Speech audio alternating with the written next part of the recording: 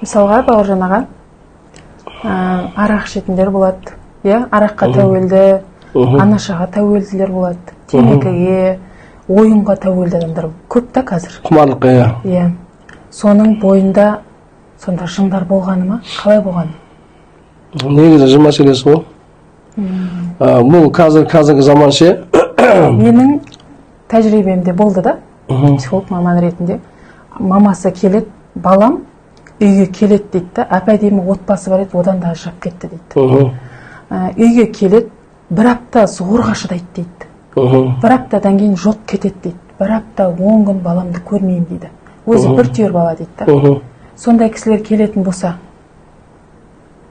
сіз рухия оқисыз ба? Енді ол мәселе, күрделі мәселе, өткені мен тәжірибемде именно сондай адамдарды жындар келтірмейді. Арақ ішетіндер, нашақорлар, гей дейміз ғой, гейлер, педофил, ондайлар да звондайды маған, басқалардан. Инкогнито дейміз ғой, ешкім білмейді ғой, сондай. Қыз-секелер де звондайды, айтады, бұл жас бала звондап айтады, мен еркектерді қалай беремін дейді, сондайлар да бар, бәрінің ішінде жындар бар олардың. Жын мәселесі ғой. Бірақ жемге келген кезде олар рухияға жолатпайды. Әсіресе ішетіндер бар ғой. Қанша адам мысалы ниеттенді келем деп ешқайсысы келген жоқ. Маған дейін азғыр жүреді да. Оның жетегі күшті болады. Олардың жетегі басқаша болады да, құмар ойнайтындар. Өткен сосын кейбіреулер намаз оқу, намаз олар тастап кетеді ғой. Кейбіреулер дұрыс айтпайды, намазды қойып кетті. Мен айтамын, намаз қойып кеткен жоқсың сен намаз тастап кетті деймін. Өткені сен лайықты емессің деймін да. Қатты айтып тастаймын мен. Намаз сен тастап кетті, сен лайықты болмағаннан кейін. Өткені сен жүрегіңде не бар екен, бір Алла біледі. Мүмкін енді өте қатты шығар, мүмкін деймін да, бірақ негізі ақиқатында солай ғой. Әсіресе сол намаз тастап, намаз оқып жүріп, ішіп кеткендер бар, наша шегіп кеткендер де бар мысалы. Ондайлардың жындары не болады? Мықты деп айтпай-ақ қояйық, өйткені жындардың дәрежесін көтерудің қажеті жоқ. Негізі олар негізі пайғамбар саллаллаху айтқандай, олар жындар адам бойында шыбын секілді деп айтқан. Сол үшін олардың дәрежесі шыбын, тазасы. Анау жындарды ойбай, анандай ғой, мынандай ғой, ақиптар ғой деп дәрежесін көтеретіндер, ол өтірік ол. Ол таза шыбын. Ақиптарды ғой, рухи оқыған кезде шыбын табан қашып кетеді, тазасы. Мен оқып жүрмін ғой күнде. Қалай ақип тұрса да, оқып, бір-екі рет оқып жүресің ғой, мына жерден таяқ жейді ғой, бірден табан қашып кетеді, тығыла бастайды. Сол үшін ондай дәреже көтерудің қажеті жоқ ол жындарды. Бірақ қу болады, қулықтары көп. Жаңағы алкоголь, анаша тұтынатындар сізге келетін болса емделе ма олар? Емдеуге болады, бірақ келтірмейді. Оның көп адамдары мүмкін әртүрлі айтуы мүмкін. Бірақ мен өзім тәжірибемде айтам, кел, пожалуйста, оқып беремін. Бірақ келтірмейді. Ертеңіне звондайсың, неғып келмейді десең, телефон сөндірсе қашып кетті дейді. Бәрі бір сценарийден қарап отырсаң, әйелдеріне дейін қашып кетіп жатады. Кейбір кісілер келеді, қызым деймін ішіп жүр дейді да, әп-әдемі келіншектер. Ең болмаса бір рет оқисың, екінші таба алмай қаласың. Бітті. Телефон сөндіреді да, жоқ болып кетеді. Әкесі де, шешесі де, ешкім таба алмай қалады. Практикада болды ондай. Бірақ емдеуге болады. Ешқандай проблема жоқ. Педофилдер көбейіп кетті қазір. Бәрі жын мәселесі. Маньяктар дейміз ғой, бәрі жын мәселесі. Кішкентай балдарға қауіпті. Адамды басқарады. Басқарады. Полностью басқарады. Отключение береді. Өйткені былайша айтқан кезде күнде кездесіп отырмын ғой нәрсемен. Оқып отырасың, адамды отключение береді, ананың дауысымен сайрап отырады, болмаса басқа бір дауыспен сөйлеп отырады. Болмаса сыбырлап сөйлеп отырады. Болмаса бір қарылып қалған дауыс болады ғой, сондай дауыспен сөйлеп отырады. Неше түрлі айтады. Келісімге шақырғысы келеді. Ондай да болды. Сізді келісімге шақырады? Өткеннен қазір енді өкінішке орай жындармен байланысып жүргендер көп. Өкінішке орай ол бар нәрсе. Ол жалғыз Қазақстанда емес, бүкіл дүние жүзінде бар нәрсе. Оны айтады, олар құраммен емдеп жатқан жоқ. Құраммен емдейді, бірақ өкінішке орай жындармен байланысы бар. Әркім өз жауап береді. Әркім өз әрекетіне өз жауап береді. Бірақ жындар ұсынады.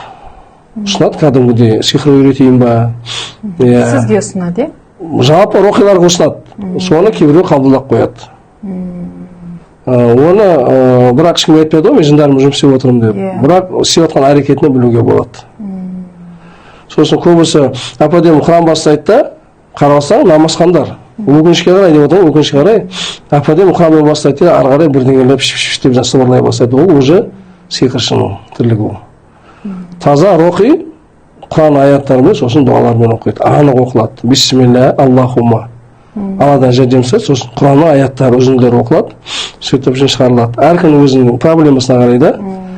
Құран аяттарын бастап ары қарай уже түсініксіз нәрсе сыбырлай бастады ма, күмәнді нәрсе, ол адамнан бұрылып қашу керек. Өйткені жындармен жұмыс істегеннен кейін олар жынды шартқызбайды. Қайта кіргізіп жіберуі мүмкін. Ондай случай көп. Жаңағыдай тұмар жазып береді, кім жазып берсе, молда жазып берді. Қандай молда жазып бересен білмеймін дейді. Мен сұрамайсың ба, атын сұрамайсың ба? Не үшін жазып берді? Ана қиып еще жаңағыдай тұмарды қарап алсаң, кәдімгі салафанға бітіп орап тастаған, әдемілеп, пайкіреп, су тимесін деп ше, қолдарын нелерін қалса қойылған. Сөйтіп ана тұмарды машинкамен тігіп сөйтіп қойған. Қиып ашып қарасаң, ішінде Фатиха болмаса аятул курси. Астын қарасаң пентаграмма, таблица. Набор букв, набор цифр дейді, ана бәрін қосып оқысаң, уже заклинание, сиқыр. Анаға жындар жетіп келеді бірден. Соны салсаң, жаңағыдай нәрсе айтады да, бұл жағына қимайсың. Өйткені өзіміз сияқты бауырларды айтып отыр ғой, бірақ ол бар нәрсе өкінішке қарай. Бүкіл дүние жүзінде бар ол. Жалғыз Қазақстанда емес.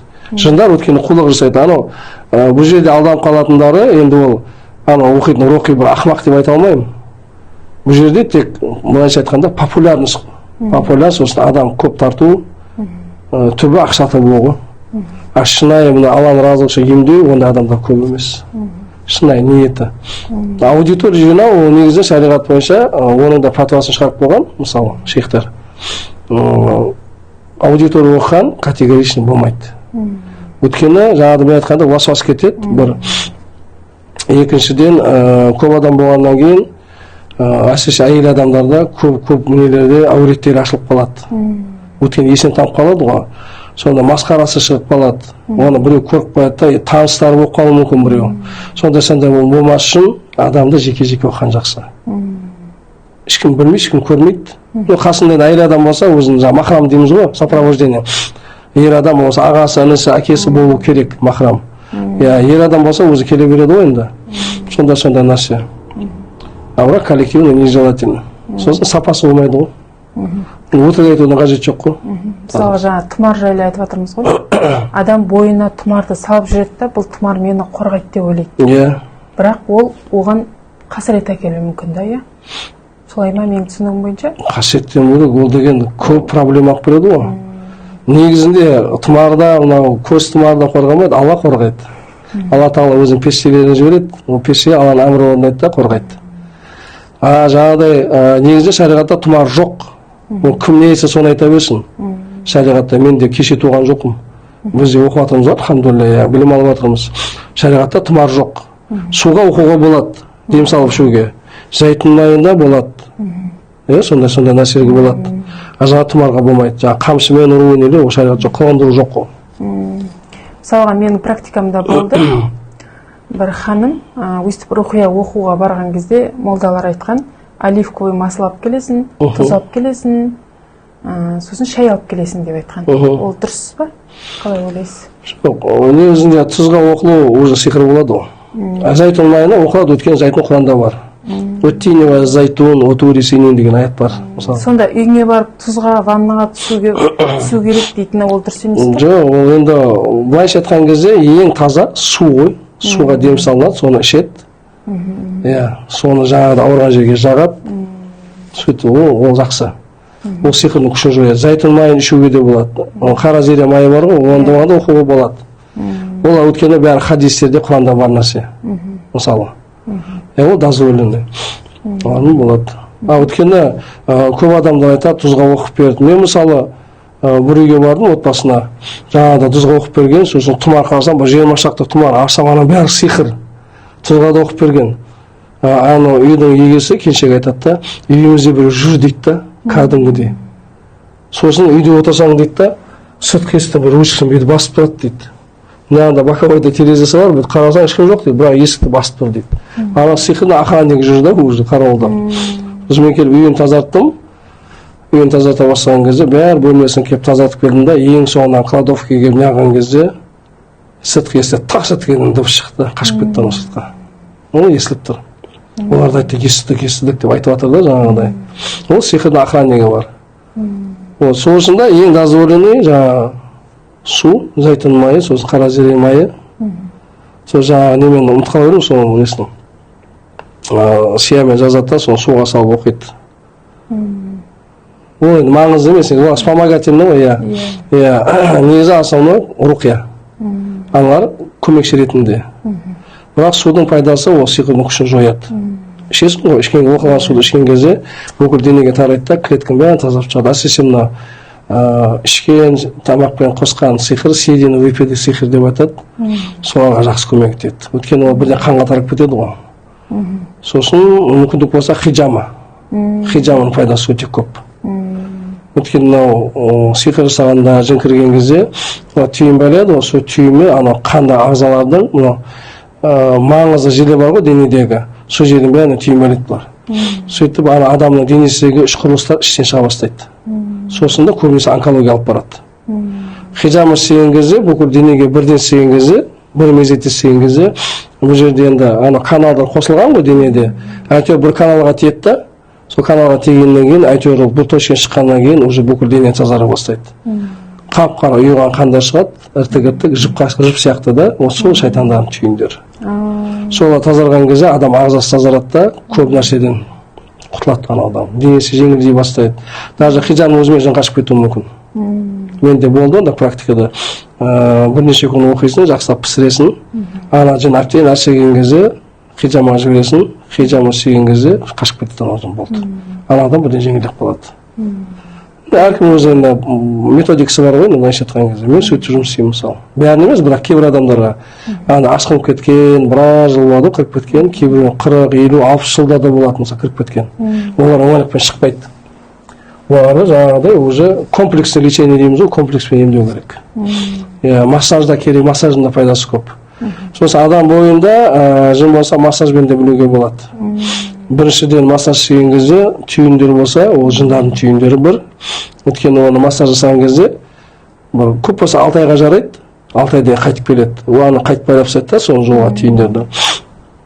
Сосын адам бойында жын болатын болса, әсіресе мына арқада бүйректен тұсына бастап, бүйтіп баса бастасаң, ана адам айқайлап шыңғыра бастады, бойында 100% жын бар.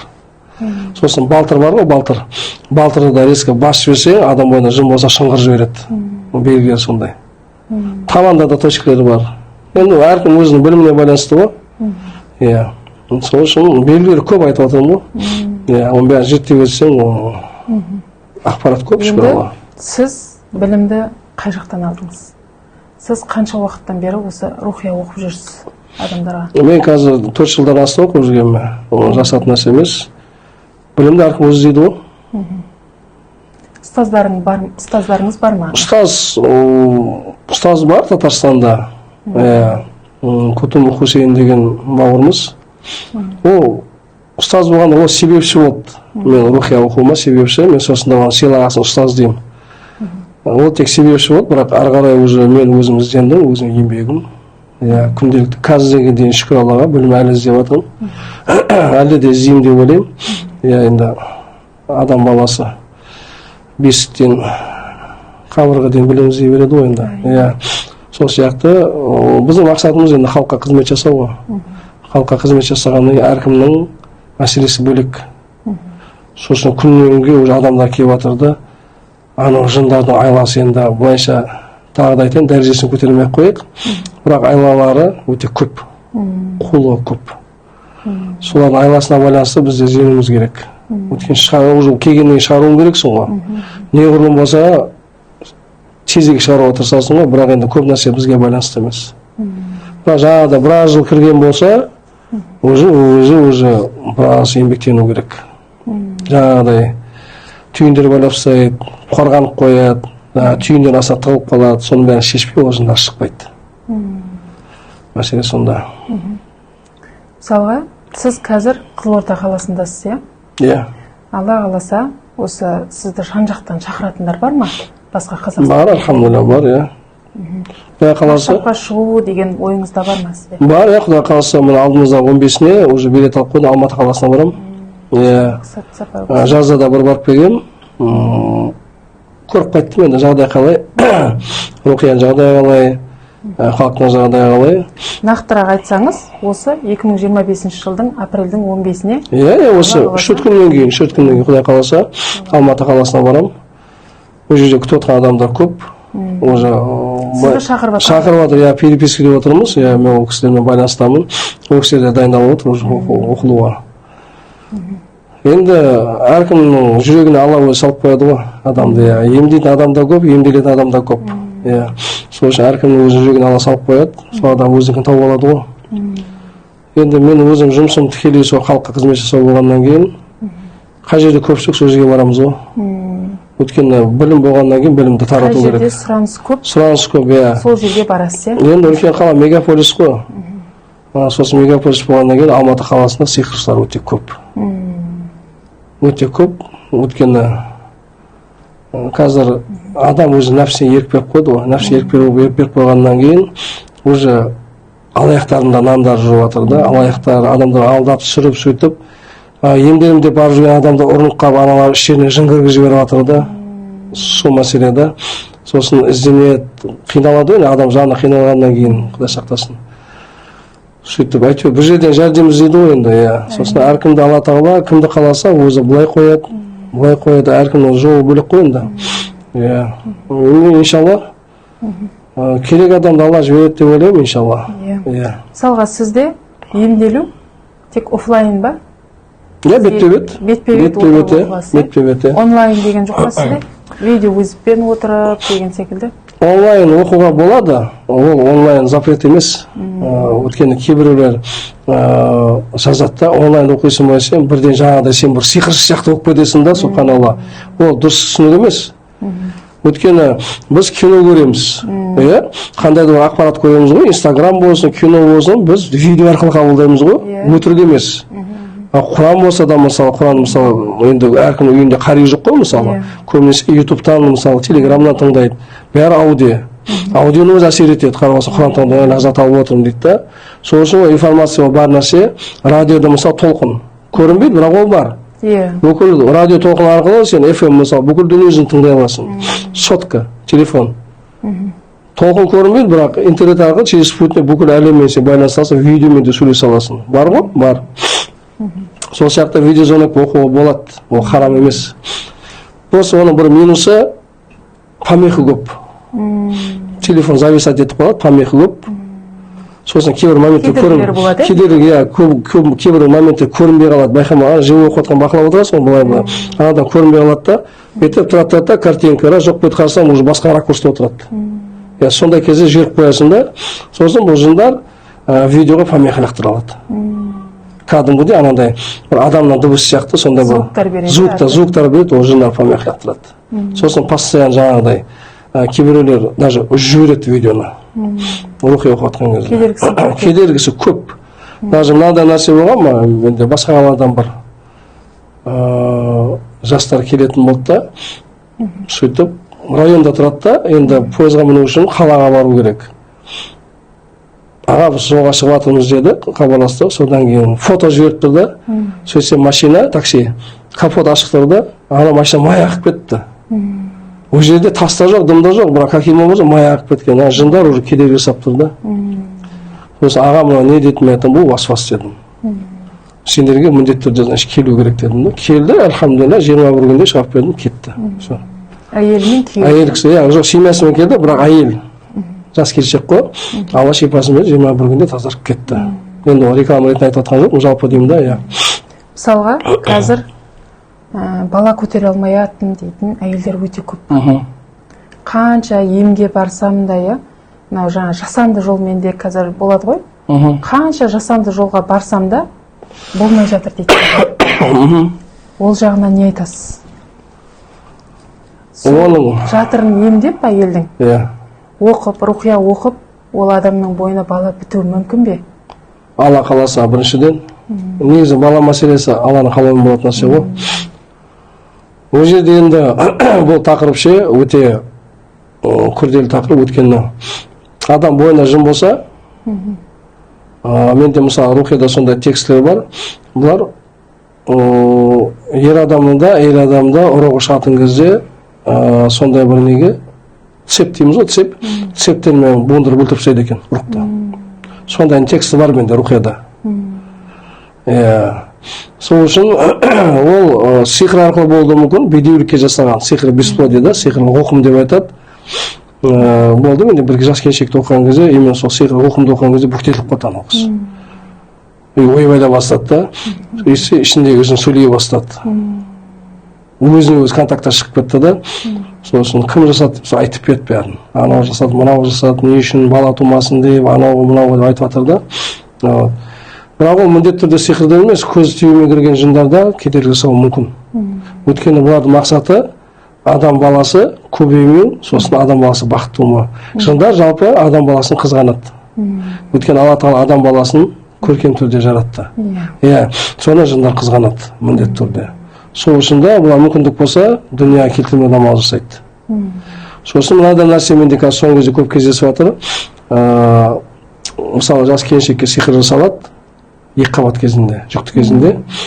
Сиқыр жасаған кезде кейбір сиқыршылар семьясымен кіргізіп береді жындарды, үйірімен. Сондай кезде, мысалы, ана жындар кіреді да, ананың құрсағындағы балаға кіріп кетеді. Сол дүниеге келгенде бойында жын бар. Мен бірнешеуін оқыдым. Сөйлемейді ана балдар. Вот белгілер сондай.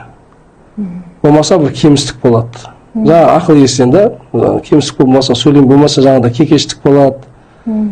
Тілі кеш шығады, сондай белгілер да, сонда көп. Сонда балаларды оқисыз ба? Оқисыз ба? Балаларды оқып алды, бірақ балдардың проблемасы көп. Өйткені олар сөйлей алмайды ғой. Қай жері ауырып жатқанын айта алмайды да. Уже былайша айтқан кезде, мысалы, үлкен адам айтады, ол басым үйіп тұр, аяғым үйіп тұр, ана жерім ауырып жатыр дейді ғой, ол сөйлемейтін бала, өзі кішкентай бала айта алмайды да, сосын ұзаққа созылып кетуі мүмкін. Оны ата-анасының сабыры жетпейді. Мәселе сол да. Әйтпесе кез келген жын шығаруға болады. Бірақ әркімдік әртүрлі уақыт. Бірақ балдармен қиын жұмыс істеу, өтірік емес. Жалпы қай сала болса да балдармен жұмыс істеу қиын ғой. Психология болсын, мектеп болсын, қандай сала болсын. Балдармен жұмыс істеу қиын. Бірақ шығаруға болады. Уақыт бөлсе. Айтып әркімнің несі бөлек. Мысалы, мынандай менде бұл случай болды. Россия жақтан бір келіншекке, Россияда туып өскен, Орыс қаласында, қателеспесем. Ол кісі біздің Қызылорда облысына бір жерде жұмыс істейді. Қатынап, Рухияға қатынап келді маған. Оны енді жұртта түсінбесін, реклама деп, ол реклама емес, мен болған нәрсені айтып жатырмын. Ол кісі жасы 40-қа кеп тұр, 40 или даже 40-тан асып кеткен ау деймін. Бала көтере алмай жүрмін дейді да. Бала сүйгім келеді. Мен айттым, дәрігер көріндің ба деймін, бала туатын мүшелері бар ғой, уже істен шыққан дейді. Уақыт өтіп кеткен ғой енді. Сөйтіп бірнеше рет эко жасайды, экода да тұрмайды. Сөйтіп оның бастығы, мен бұл жолдас жігітім, сол айтты, сондай бір кешек бет оқып көресің ба деді. Мен айттым, кесін дедім. Сөйтіп оқи бастадым, бойында жын бар екен. Бірақ анау жын оңайлықпен контактта шыққан жоқ. Оқып алсам тек жылап отырады болды. Өтірік айтпай қойым, бір айда оқыдым. Сосын айттым, мен қарындасым ұзаққа созылады дедім. Өзің таңда. Бір алла біледі, 5 ай бола ма, 6 ай бола ма, 1 жыл бола ма, Құдай біледі ғой, неме білген ғой. Сөйтіп шынымды айттым. Сосын айтты, аға мен сабыр сақтаймын, тағдырыма көнем деді. Мен айттым, жарайды әйтеуір. Бірақ жылап кетті. Сосын мен айттым, анау Құранда Закария алейхиссаламның дұғасы бар. Алладан жәрдем сұрайды. Ол кісі 90-ға келгенше дейін ұрпақ болған жоқ ол кісіде. Сол кезде ол кісі іштей сұрайды, менің ісімді жалғастыратын маған ұрпақ бер деп. Сол кезде Құранда Алла Тағала айтады да, біз оған Яхияны бердік дейді. Яхия алейхиссаламды Алла берді, сыйлады. Сол жаңа қарындасыма айттым, сондай дұға бар, Закария алейхиссаламның дұғасы, Құран аяты. Бірақ ол келіншек намаз оқымайды. Мен айттым, намаз оқымасаң да дәрет алып, ниет етіп Алладан шын жүрекпен жылап, маңдайын сәжде қойып Алладан сұрап көрсе дедім да. Алла мейірімді, рахымды. Қаласа береді. Бала мәселесі негізі Алла тарапынан келеді. Сөйтіп кетті, мен оны ұмытып кеттім уже. 4-5 ай ма өтіп кеткеннен кейін жаңағы жолдас жігіт екеуміз жұмаға баратырмыз. Жұмаға кеткен айтады, айтпақшы, ұмытып кеттім дейді, Айсұлу көтерді ғой дейді да. Субханалла. Как сейчас айтып отырмын. Қуанып кеттім, мен қуанып кеттім ше. содан кейін қойшы дедім да, содан кейін қуанып кеттім да, ана жақсы болған екен да. Содан осы жақында звондап сұрадым, айтпақшы, не туды десем, ұл туды дейді. Алхамдулилля қалсын. Алланың рахымы да, міне. Қалай болған Алла біледі. Бірақ оның бала көтеретін мүшелері іштен шығып кеткен. Уақыт өтіп кеткен да, возраст. Дәрігерлер солай айтқан, иә? Экода тұрмаған ғой, енді эко жасаған ғой. Бірақ Алла беріп тұр ғой, енді қарасақ енді. Не себепті екен Алла ғана біледі. Оның тағдырына көнгені үшін берді ма, оны сабыр сақтаған үшін берді ма, ол міне таза куә, живой да, жаңағыдай өмірде болған нәрсе. Сол сияқты бала мәселесі негізі Алла тарапынан келеді. Бірақ сиқырдан да болады, бедеулікке жасайды, сиқыр выкидыш деген бар, ондай да болады. Ондай болатын болса, ішінде бала тумауы мүмкін, иә, сосын жаңағыдай влюбленный жин болса да, ол да жаңағыдай тамырды тіле береді. Өткені ол ішіне бала тумаспайды. Иә, өткені ол ойлайды, ана әйелі деп. И само собой даже күйеуін жақындатқызбайды. Менде көп случай келеді. Енді ол үлкен адам болса, сайсын ғой, айтады, күйеуімді қаламаймын дейді. Мен айтам, сылтап көп па десем, иә дейді. Әйтеуір жақындатпаудың амалы. Сосын қалай жазса, екеуміз екі бөлмеде жатамыз. Бірақ жастар қарап отырсаң, қайда бізге қарағанда. 35, кейбір даже 30-ға жетпегендер де бар. Жек көріп тұрамын дейді. Сосын сұрап белгілен қаласаң, сөйтсе влюбленный жин. Оқи, ғашық деп оқи басы, ой ойлап құлайды ана жерде, оқыма деп.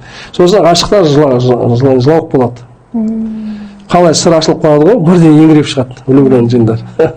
Сіздер оқияны оқып жатқанда жылап отырады, Именно влюбленный жиндар жылауық болады, дірілдеп, бірден истерика болып сөйтеді. Өйткені сыр ашылып қалады ғой. Иә, по крайней мере, менің практикамда сондай. Сосын ана ойбай ұзақ оқылады деген, ол білмеймін, мен үшін ондай қиын емес влюбленный жин. Жын ба, ол жын. Ол түйін қойды ма, түйін шешіп, оны да шығаруға болады. Просто оның жолын табу керек та, мәселе сонда. А то ойбай тыңдап алсаң, жазады, влюбленный жин деп айтты, оны 10 жыл оқу керек екен, тағы білмейді. Ондай нәрсе емес қой. Сосын влюбленный жин ба жоқ па анықтау керек. Кейбіреулер келеді, біреулер айтыпты влюбленный жин деп оқысаң, влюбленный жин жоқ ода. А кейбіреулерде наоборот жаңағыдай влюбленный жин деп ойламайсың, оқып жатсаң случайно өткенде менде бәрі оқияда ғашыққа байланысты келеді дұғалар. Соны оқыған кезде кейбіреулер соған есінеп қалып салып қалады. Оппа дейсің да, повторныйсын оқып жатсаң бірден құлайды еңіреп. Сөйтіп салып қалады кейбіреулер. Бұл енді техника ғой, былайша айтқанда. Әркім өз жұмысын істейді ғой. Сол жындарда да болады былайша влюбленныйда бала көтерме мәселесі. Түрі көп, айтып отырмын ғой, түрі көп. Сол. Енді